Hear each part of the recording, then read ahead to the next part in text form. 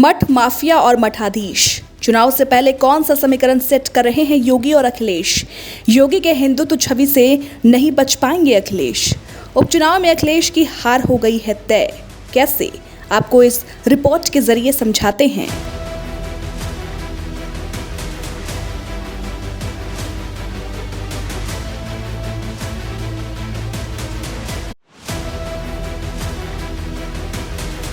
मठ माफिया और मठाधीश। उत्तर प्रदेश की सियासत में पिछले कुछ दिनों से इन तीन शब्दों की गूंज सुनाई दे रही है।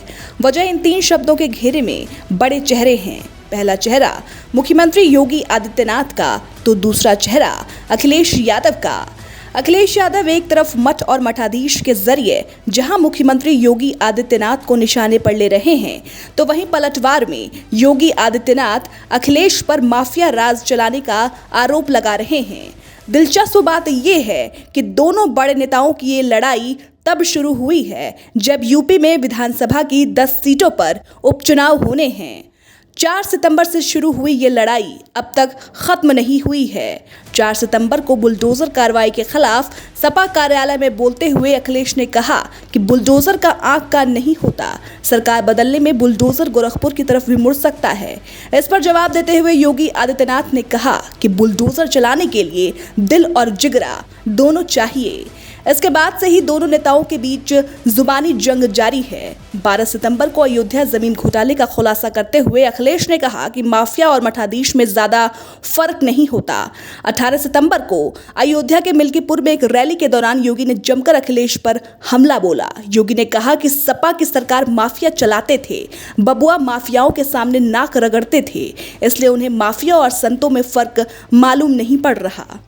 अखिलेश योगी आखिर इतनी ज्यादा मुखर कर सामने क्यों आ रहे हैं, ये भी बड़ा सवाल है। लोकसभा चुनाव में समाजवादी पार्टी को बढ़ी बढ़त इसका मुख्य कारण है। समाजवादी पार्टी के नेतृत्व में ही इंडी गठबंधन ने यूपी की 80 में से 43 सीटों पर जीत दर्ज की। बीजेपी के लिए इसे एक झटका माना गया। लोकसभा चुनाव के बाद अब विधानसभा की 10 सीटों पर उपचुनाव होने हैं।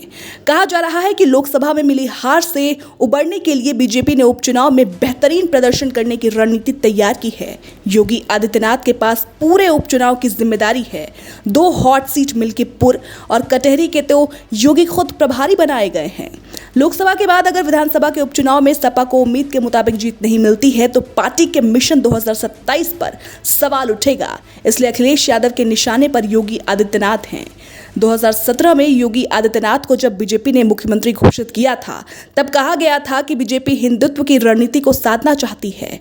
2019 और 2022 में यह रणनीति सफल भी रही, लेकिन 2024 में बीजेपी के उम्मीदों के मुताबिक परिणाम नहीं मिले। बीजेपी अयोध्या की फैजाबाद सीट हार गई।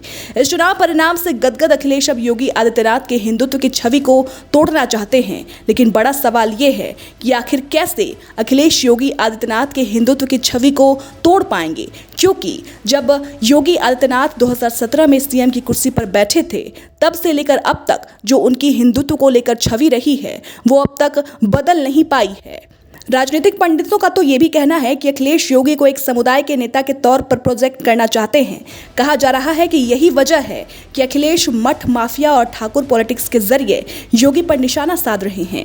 अखिलेश ने हाल ही में यूपी की स्पेशल टास्क फोर्स को लेकर एक रिपोर्ट भी जारी की थी, जिसमें कहा गया कि इस फोर्स में सिर्फ 10% पीडीए के लोग हैं, बाकी 90% अधिकारी सवर्ण समुदाय के हैं। यूपी के मुख्यमंत्री योगी आदित्यनाथ पर लंबे वक्त से ठाकुरवाद को बढ़ावा देने का आरोप लगता रहा है, लेकिन लोकसभा के बाद अखिलेश इसे हवा देकर उनकी हिंदुत्व की छवि को तोड़ने की कवायद में जुटे हैं। विपक्ष की तरफ से लंबे वक्त से योगी आदित्यनाथ पर उनके संप्रदाय के जरिए घेरने की कोशिश होती रही है। अब सवाल यह भी है कि आखिर योगी आदित्यनाथ कौन सा समीकरण सेट करने की पूरी कोशिश में है।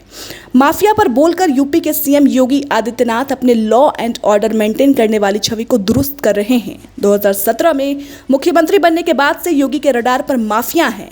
इस दौरान कई माफिया सरकारी चंगुल में फंसकर नेस्तानबूत हो चुके हैं, तो कई खुद से ही सरेंडर मोड में हैं।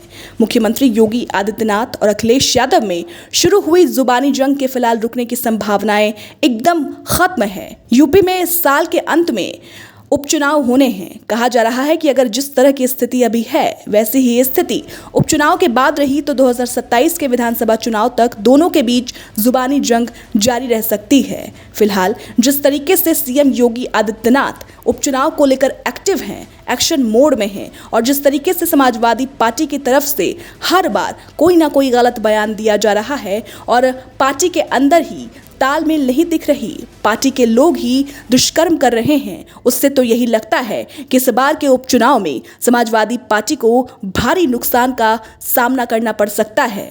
फिलहाल इस रिपोर्ट पर आपकी क्या राय है, हमें कमेंट कर जरूर बताएं।